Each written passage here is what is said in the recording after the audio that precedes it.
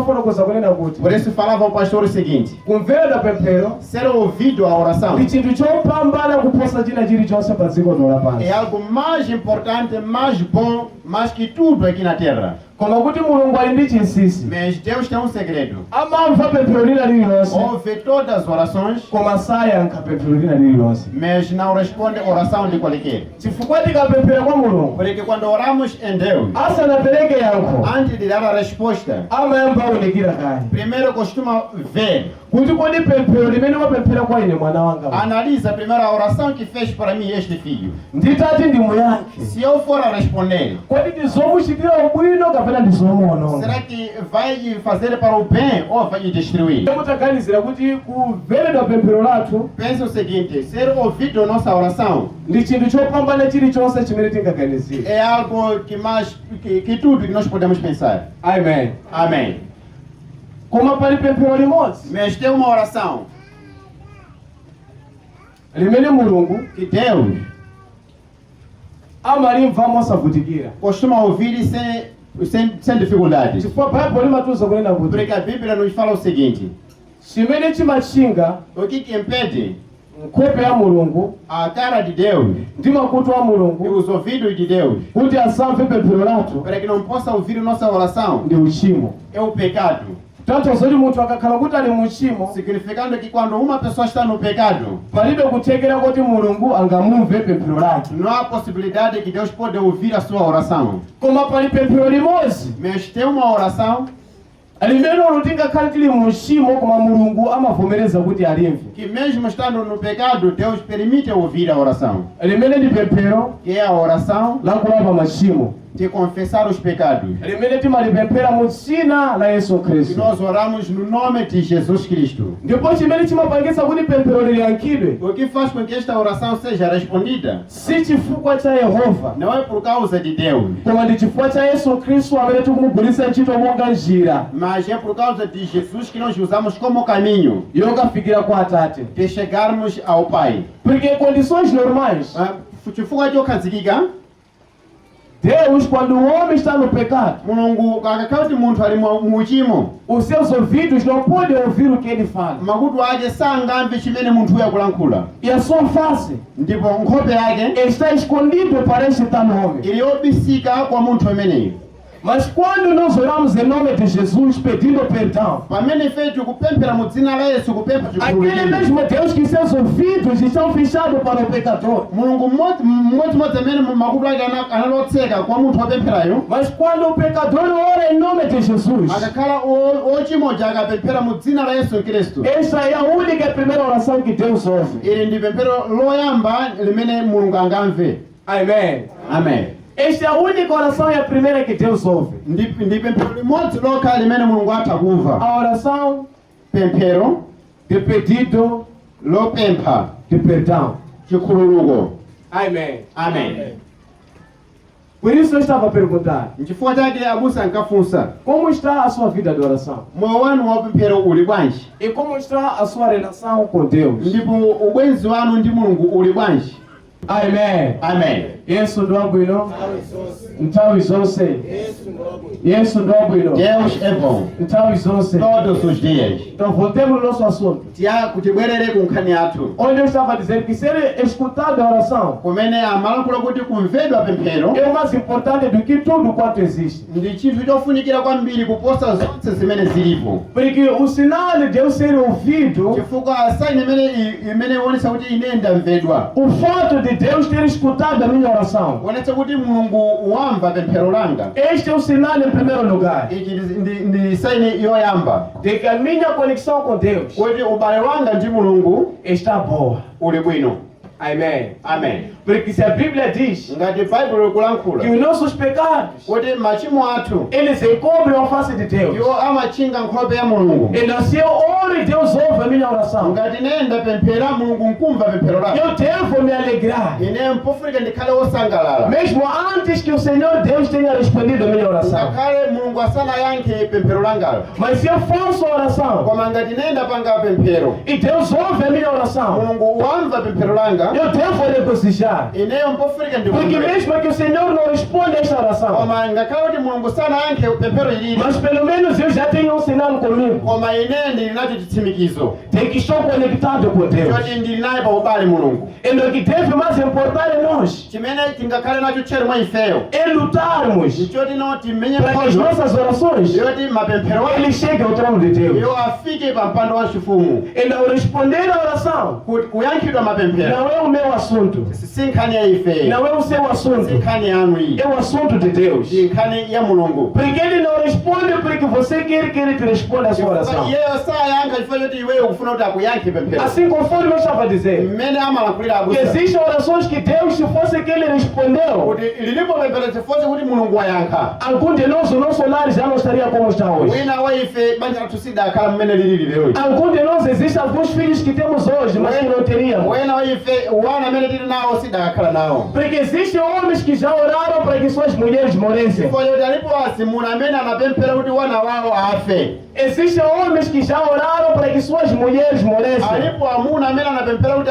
azikazi wawo amwalire. Existem mulheres que também já oraram para que seus maridos morressem. alipo azikazi wena amene amapemphera kupemphera mpaka pano kuti azimuna awo Mas afe. não é porque Deus já ouviu aquela oração. koma si kuti mulungu sanamve pemphero lija. Deus ouviu a oração, mulungu wamva pemphero, mas ele não respondeu a oração. koma sanayankhe pemphero. Por que ele não respondeu? chifukwa chani sanayankhe? Porque ele soube chifukwa choti iye que anadziwa existem certas orações kuti alipo que mapemphero nós costumamos fazer por emoção. timapanga mwachikondwero chabe. Amém. Amém. Nós costumamos fazer ife timapanga fora do nosso controle, kunja kwa chikonzekero chathu.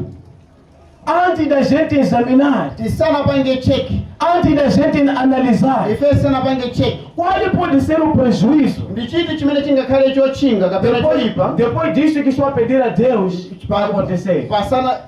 pa chimene ndikupempha kwa mulungu chisanapangike. Amém. Amen. Então eu estava a dizer assim, abusa amalankhula motere, quando o homem comete o pecado, munthu akakhala kuti wachimwa, quando ele ora iye akapemphera pedindo o pecado, kupempha o chikhululukiro, seu perdão, kupempha chikhululukidwe, o que faz com que o seu pecado seja perdoado chimene chimapangitsa kuti iye akhululukidwe é o pacto ndi pangano que o Senhor Jesus fez limene Yesu Khristu por adapanga meio do seu sangue, kudzera mwa mwazi wake, na qual ele foi crucificado na cruz de Carvalho limene iye anapachikidwa pa mtanda, e derramou o seu sangue justo, ndipo mwazi wake udakhetsedwa, o sangue que não tinha pecado. mwazi amene analibe uchimo.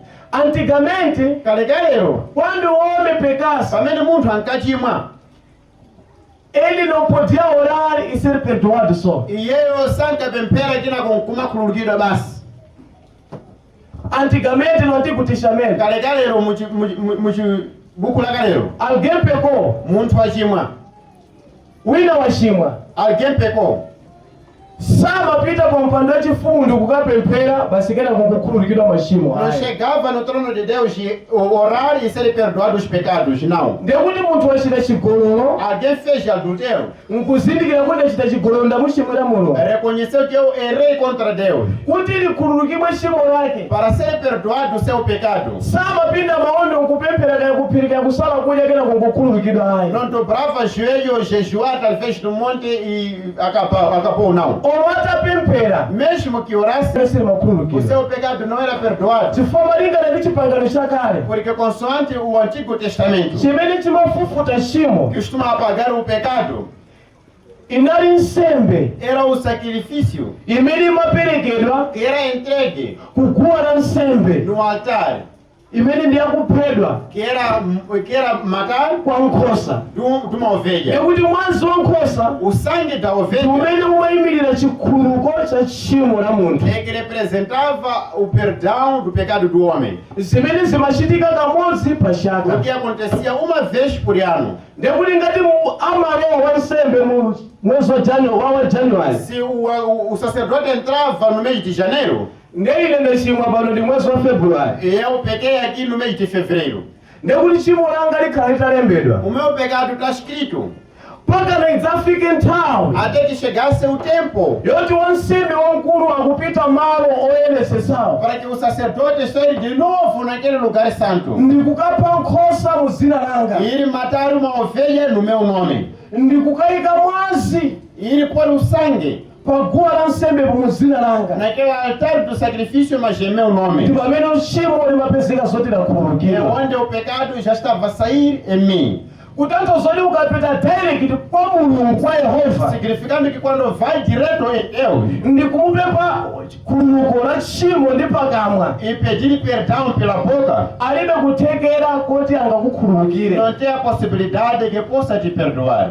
Ndi chifukwa chake tikumva tsopano Por esta causa estamos a ouvir então kuti nkhope yake que a sua face ndiyobisika está escondido kwa munthu amene ali mu uchimo, naquele que está no pecado, ndi makutu e ake os seus ouvidos ndi otsekedwa estão surdos kwa munthu amene ali mu uchimo. naquele que está no pecado. Ndetsono munthu amene ali mu uchimo nkhope yake ndiyobisika kale, makutu ake ndotsekeka. A pessoa que já está no pecado, a face já está fechada e os ouvidos estão surdos. Ndiye tingapange bwanji Como é que podemos fazer kuti tikhululukidwe? para que possamos ser perdoados?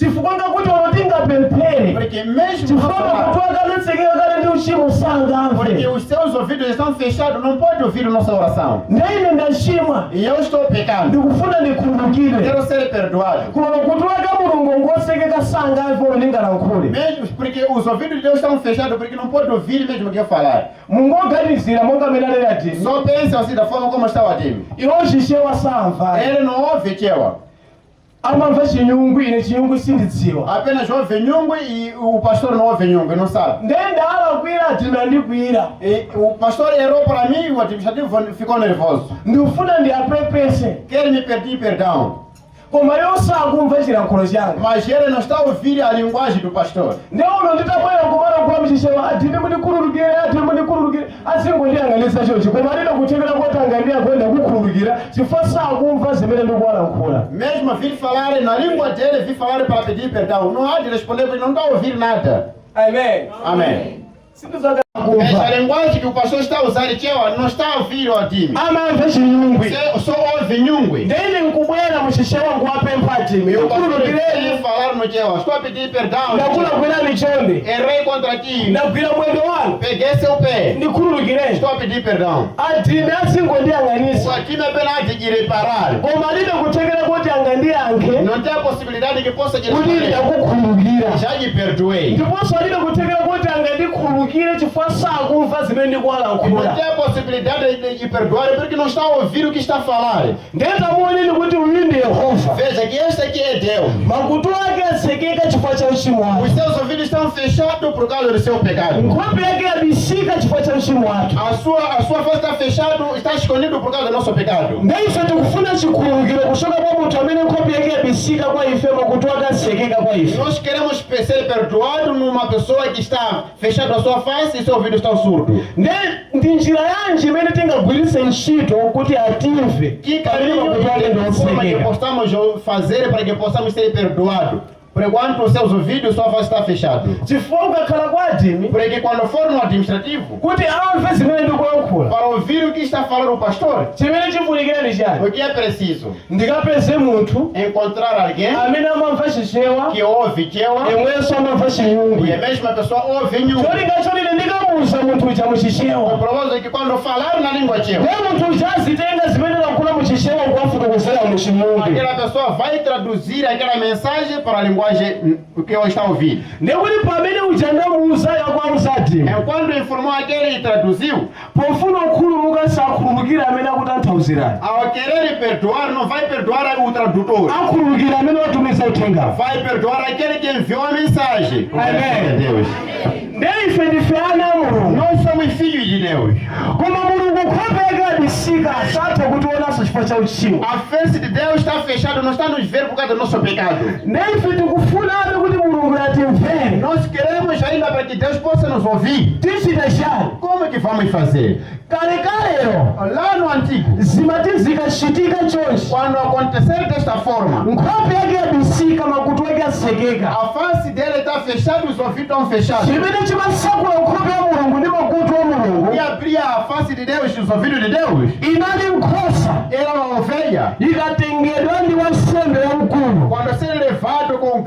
sacerdote nikupita naye muchihema e entrar dentro do templo nkuphedwa nkuika mwazi e matar e levar o sangue da paguwa vítima la nsembe no altar do sacrifício. nekuti tchimo linali mwa ine lija limene limaseka nkhope ya O mulungu pecado que estava em mim, que fechava a face de Deus, pa nthawi imene mwazi ukuyikidwa nekuti tchimo lija likudali likushoka nkhope ya o masuka sangue da vítima está a yakuliona ser posto no altar e o pecado está a sair em mim. koma panopa sitiperekanso nsembe Mas agora nós não entregamos o sacrifício, chifukwa nsembe zimaperekedwa chaka china chilichonse porque o sacrifício era entregue em cada ano. chaka chino ndachimwa apo paperekwa chaka iperekedwa nsembe chaka chamawa ndichimwanso nekuti ndikapezinso nsembe ina chaka chino ndikachimwanso ndipezinso nsembe ina nekuti zinali nsembe zambiri mbiri zimene zimaperekedwa pa Era chaka muitos sacrifícios que era entregue no ano. ne kunachitika kuti Aconteceu o seguinte: inafika nthawi chegou um certo tempo imene mkulu wina wake que certo homem, amene ndiwochedwa yesu khristu que é chamado Jesus, que amene ndiwochedwa mesaya é chamado Messias, anasika pa mpando wake wachifumu ele desceu do seu trono nkubwera pasi pompa e veio para aqui na terra. nkuzavala thupi E ele vestiu-se da carne, awo utulogala ife como chachiraiya nós assim.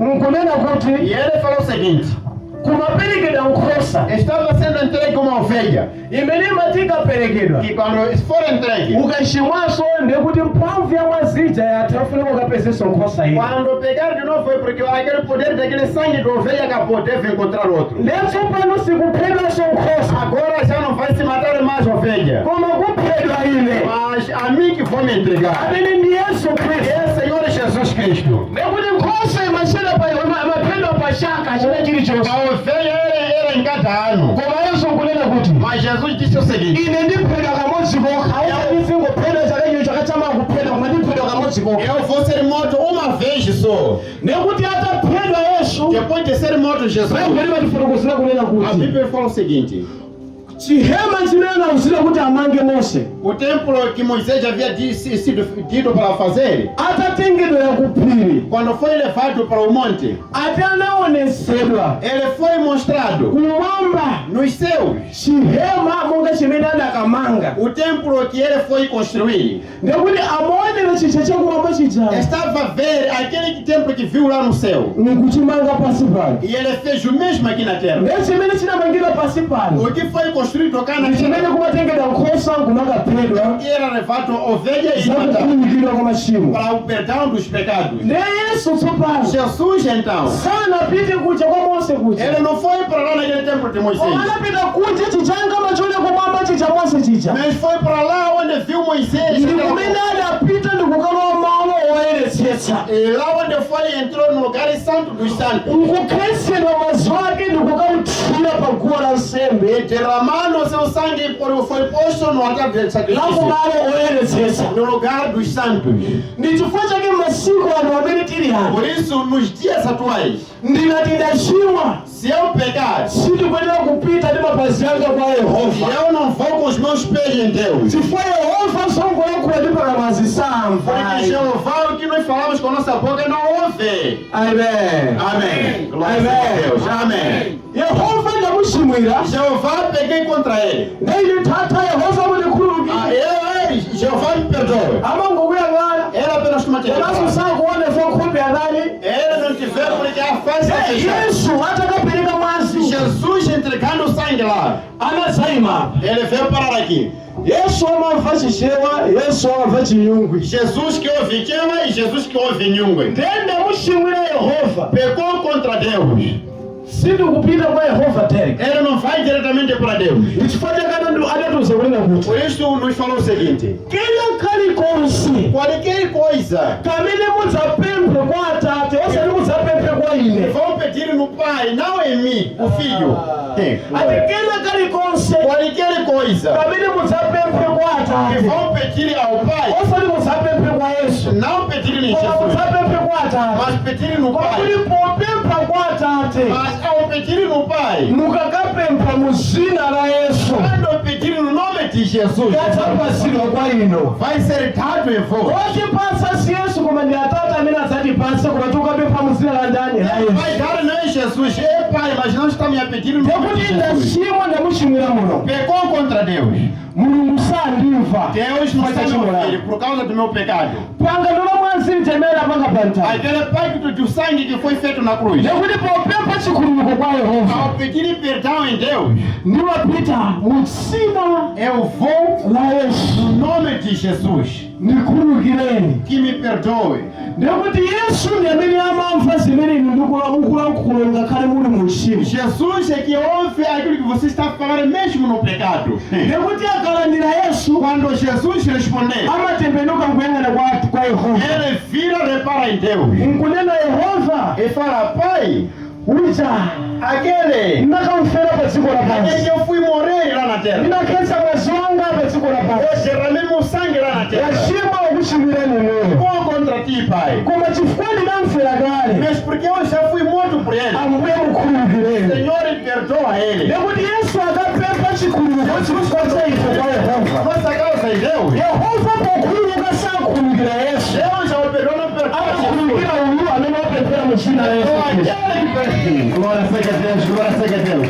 É muito forte. ndeti manena kuti kwa Yesaya Nós falávamos que no Isaías 59 verse 2 59, versículo 2, timene mafotokoza kunena é kuti que fala o seguinte: chifukwa cha machimo anu por causa dos vossos pecados, nkhope ya Yehova yabisika a face de Deus está escondido ndipo makutu ake e atsekeka os seus ouvidos estão fechados. amen Amém. kuti olo mungapemphere sangatani Mas no sangakumvere lugar ele não pode ouvir a sua oração. koma kuti atimvere kuti wina amene adadzafa uyu Mas para ouvir nossa oração existe outro que veio morrer. netikapemphera kwa iye Quando orarmos nele, iye amakapemphera kwa Atate e ele ora ao Pai, nekuti ntchito ya Yesu Khristu kwa ife a obra de Jesus em nós, iye ndi nkhala pakati ele é o intermediário pakati pa munthu no meio do homem ndi ambuye Yehova e o Senhor Deus. nekuti zolephera za munthu As fraquezas do homem, zikapita mu dzina la Yesu quando vai direcionado no nome de Jesus, Yesu samene akuziyankha Jesus não é ele que responde. koma Yesu amapita kwa Atate Jesus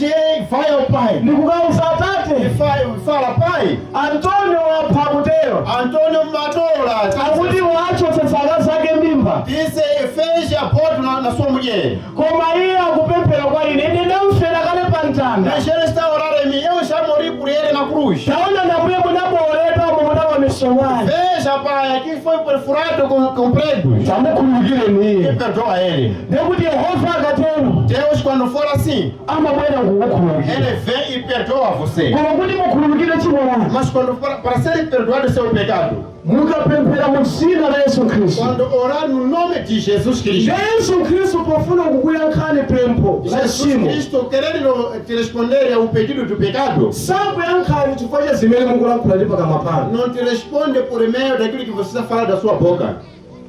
kuti tchimo likhululukidwe kwa munthu Para o pecado ser perdoado no homem, silikhululukidwa chifukwa cha zimene mwangolankhula ndi pakamwa não é perdoado por causa daquilo que você falou pela sua boca. koma mumati mukabwera kwa Yesu Quando você vê em Jesus, iye asanapite kwa Atate antes que ele vá ao Pai, amayang'ana pakamwa pathu pakulankhula kumvetsera primeiro repara a nossa boca, fala e percebe. kenako amayang'ana mtima wake Depois repara o nosso coração. kuti zimene tikuvomereza ndi pakamwa Será que aquilo que nós estamos a confessar com a nossa boca, ndi mu mtima tikukhulupirira kapena tikungolankhula ndi pakamwa monga nyimbo no nosso coração cremos ou estamos a falar dos nossos lábios como canção?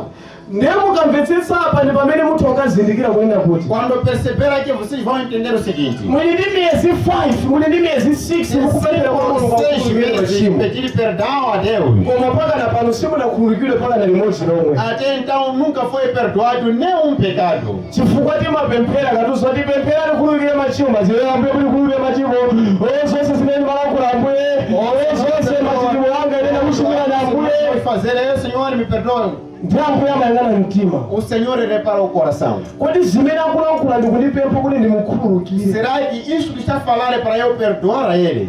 kodi akulankhula ndi mu mtima kapena kungolankhula ndi pakamwa chifukwa uzira kuti alankhule Ou está falando da boca?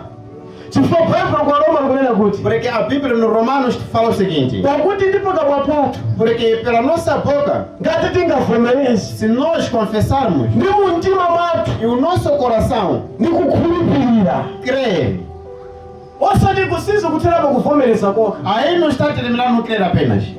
sizi kuthera pa kuvomereza kokha, Não está a terminar aí no permitir, confessar no confessar, koma kukhulupirira mas crer mu mtima mwathu. no nosso coração.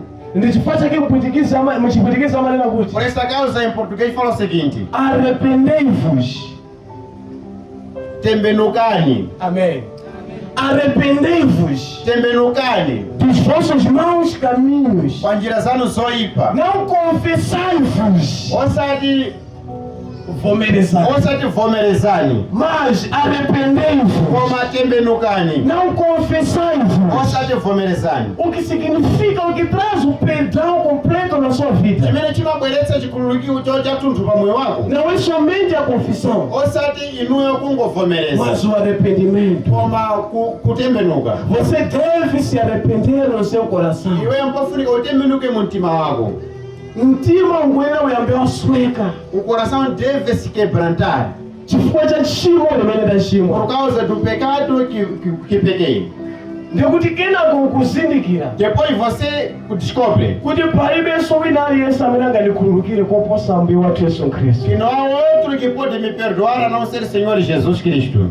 Ndi ukatero umabwera pa mpando wa Quando chifundo for assim, você vem no trono de Deus nkupempha kwa mbuye Yesu Khristu e pede ao Senhor Jesus Cristo chifukwa cha chochimwa chathu. a causa do nosso pecado. Ndi ambuye Yesu Khristu amakapembedzera kwa O Yehova. Senhor Jesus costuma ir prostrar a Deus.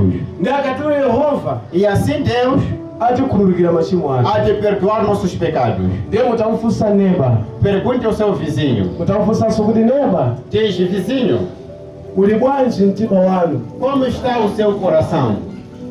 Uli bwanji moyo wanu wa pemphero? Como está a sua vida de oração?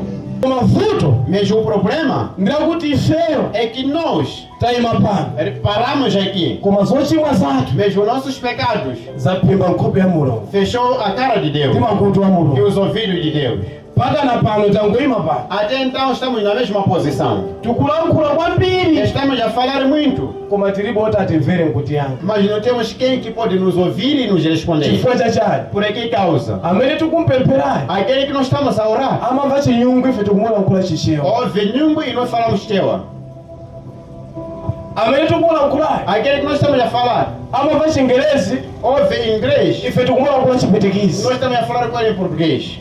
sitinapite pa ubale Ainda não fomos na familiaridade ndi amene com aquele, amamva chilankhulo cha ife ndikukachitanthauzira kwa o Yehova intermediário que está no meio, que ouve todas as línguas. amene ndi wambuye wathu Yesu É o Khristu, nosso Senhor Jesus amene Cristo. ulendo umodzi wokha anakhetsa maso E awo. pela única vez que derramou seu sangue, Tamuoneni wansembe veja o sacerdote. chake chine chilichonse ndikuti dzimadzadza pose pambuzi, ndikuti agama ndi ana onse anachimwanso pabweresa yawo nkhosa, ndikuti uko kuli achuma nawonso anachimwa ndi ana awo abweresa zawo nkhosa, trouxe das suas ovelhas. kuliso ambusi ayi kulibe kuli abetha anachimwanso ndi ana awo abweresa Também com seus filhos, também com suas zawonso ovelhas. nkhosa, zawonso nkhosa. Suas ovelhas também. Ndikuti akatero atenge imodzi Quando for a se levar cada ovelha cada vez. ndi anabwera mbuye Yesu E Khristu quando vê o Senhor Jesus kuti Cristo, sikudzaphedwanso nkhosa ina iliyonse mwakukhulupirira kwa machimo, não vai se matar mais ovelha, koma iphedwa ndi nkhosa amene ndi mwana wa Mulungu. mas vai ser morta a ovelha que Anangophedwa kamodzi kokha pa, foi morta uma vez só. kenako tikachimwa sikudzaphedwanso, Quando nós pegarmos, não é que vai ser morta novamente. koma timakangopembedzera kwa iye. Apenas nós Wazonda udakalo fresh mpaka na lero. Ele está fresco até Chifukwa então. chake uziwanda zikangomva za mwazo Yesu Khristu zikayamba kuchenjera chifukwa chimadziwa Os demônios quando kuti unomuthana phedwa kalekale, koma mpaka na pano mwazobwa udakaliwa fresh. até então o sangue ainda está fresco. Glória a Deus. Amém.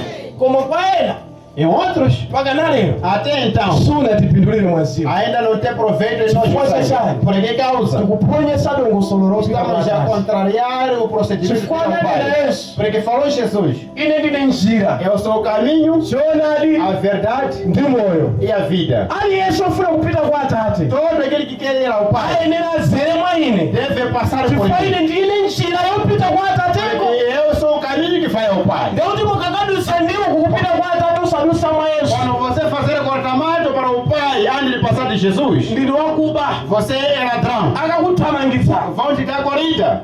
koma Mas tiduse mwa Yesu. devemos passar por Jesus. koma podusa mwa Yesu Ao passar de Jesus, chifukwa kalekalero porque lá no Antigo, tikachimwa timachimwa kuthupi. quando pecávamos na carne, pofuna kupempha chikhululu kuti makatengaso chinthu cha thupi ndi kumakapemphera chikhululu. ao pedir perdão, íamos levar também algo carnal para pedir perdão. koma tsopano tikachimwa timachimwira mzimu wathu za mu mzimu. Mas hoje em dia nós pecamos pelo nosso espírito, algo espiritual. chifukwa chake pofuna kupempha khululuko la machimo sitikukatengaso nkhosa tikupita kwa Yesu amene pano ali mu mzimu. Por isso nós não vamos mais levar ovelha, mas sim em Jesus, porque está no espírito. chifukwa iye mu mzimu anakapereka kale mwazi Porque wake. no espírito já entregou o seu sangue. amen. Amém. kodi mtima wanu O seu coração uli wokonzekera tsopano está preparado então kuti ungathe kulandira kudzodza kochokera kwa Mulungu. que possa receber a unção que vem de Deus? amen. Amém. kodi mtima wanu sukugundanso mukati mwaona amayi aja O seu coração ainda não toca quando você vê aquela mãe? chifukwa alipo anthu ndi akhristu Porque existem outros que são cristãos, koma ali ndi anthu ena takangoti aona mas tem pessoas que quando vê aquela pessoa, mtima umayimirira o coração levanta. khala ngati muchamakhalira zimayi woyembekeza pepali sidayembekezere koma ali pangona azimayi achawoyembekezerachi Fica como se fosse aquelas mães grávidas. koma kuli kuti wangona munthu Viu uma pessoa nkubowedwa nkunyasidwa ndi munthu ficar nervosa e ficar com enjoo, koma munthu otereyo essa pessoa afuna anyamule kudzodza quer carregar a ndipo unção. kudzodza kwafuna kumpindulira Essa unção quer ter proveito com ele. pamene ambuye wathu Yesu Khristu anatiphunzitsa kale Enquanto nosso Senhor Jesus já nos ensina, kuti pamene tipemphera enquanto nós oramos, tipemphere kuti oremos o seguinte: mutikhululukire ife que perdoe-nos zochimwa zathu nossos pecados, monga como eti mutikhululukire ife perdoe-nos zochimwa zathu os nossos pecados, monga como também ifenso nós tikhululukira perdoamos otishimwira ife. os que pecaram contra nós. tandozoti mumene tiwakhululukira otishimwira ife ndimene Yehova atikhululukira ife zomushimwira iye. Significa quando nós perdoarmos os outros, e Deus também vai perdoar a nós. ngati tiwakhululukira pang'ono Quando nós perdoarmos pouco, ambuye sangotikhululukiranso o pang'ono Senhor Jesus também vai nos perdoar pouco. katispune Pouco, pang'ono pouco só. koma ngati tiwakhululukira mwanthunthu Mas quando perdoarmos por completo, Yehovanso Deus também atikhululukira kwanthunthu. vai nos perdoar por completo. ndani amene akufuna mulungu amukhululukire lero Quem quer que Deus possa lhe perdoar hoje? akhululukire na gama choyamba Primeiro perdoe para aquele senhor Gama. achana kakubelani patatacha mwakhululukire Aquele que foi choyamba roubar batata na sua Yehova amene mwakhululukira gama como também vai perdoar o senhor zimene Gama. mwatso mulungu akukhululukira neneyo. Da mesma forma vai te perdoar também. akufuna mulungu atikhululukire Nós queremos que Deus possa nos perdoar. akhululukire na abetha Perdoa aquela da tua casa. monga mwakhululukira abetha zochimwa zawo Como você perdoa, momwemonso mulungu akukhululukira ni zochimwa da zawo mesma forma Deus vai perdoar seus ndipo pecados. mutalandira kudzodza kudakhululukidwa. E recebendo esta unção quando for perdoado. Sim. Ekuti ziwanda zonse zakuntondo mimba palibenso amene akalimbuya Não há quem que pode ficar em pé, não. koma chimene chimachinga kudzodza uku Mas o que impede esta unção ndi machimo amene ali mwayi são os pecados que estão em nós. oti alipo ena mpaka na lero Existem outros até então. tilibe ntchito Ainda não temos emprego. timayesesa ukafufuza Tentamos pesquisar e consultar emprego. ndipo tili ndi amene tinamuyika mmutu E temos alguém que pusemos aqui na cabeça. inati kuvuta ikuvuta ntchito iyi E essa forma de gostar de encontrar um emprego. atakakhala kuti sa malume anga ineyo Se não fosse meu tio, tikugwira ntchito ti munthuyu eu já estaria trabalhando. amalume anga ni mfiti Meu tio é mafuna terceiro. ndikuze Quero te falar. palibe malume wina aliyense pa dziko lapansi amene ali mfiti Não há nenhum tio mfiti yekulimbisana njerekeza amene amagugwiritsa ntchito chabe mzimu wa malume anga Agora seja Deus. ndiye akhululukire na malume anga Perdoe seu tio. amen Amém. ndiye alipo amene ali akonzeka lero Existe alguém que está preparado hoje. kuti afuna mulungu amukhululukire kwathunthu Que quer que Deus possa lhe perdoar. muzoza kukupindulire Que essa unção possa lhe ayikanisa chakuonani Levante a sua mão. mwachita bwino mwayimika mayinuyo Veja bem, levantou sua chifukwa mão. ndikufuna mwakhululukira kanzanzano aja Porque é preciso você perdoar aquele alifuna ni mwamuna ule ngana akafusira khululukire Da forma que você ndimomwema onse amene yehova anakukhululukireni da mesma forma Deus vai te perdoar. kabuli ndomweyo Na mesma dimensão. abambo Sim. manje Aquela mulher que costuma fazer vai um dinheiro. komanso mamponyesa mkazi sagambula mwamuna wake Dinheiro, também mulher não faz vai um. amatenga nawo Costuma levar. Falou bem, pastor. amen Amém. yes ifanife thupi limodzi Porque somos a mesma carne. ine ndiawa ndakazanga Eu com a Jimmy. ife ndife thupi limodzi ndikuti zaine Do pastor ndizakazanga é da esposa. Da zakazanga esposa ndizaineso é do pastor. ndiyakazanga ndibereni A esposa não pode levar. akazanga mantenga nawo A minha esposa só leva. ambuya kudamsoni Deus está pastor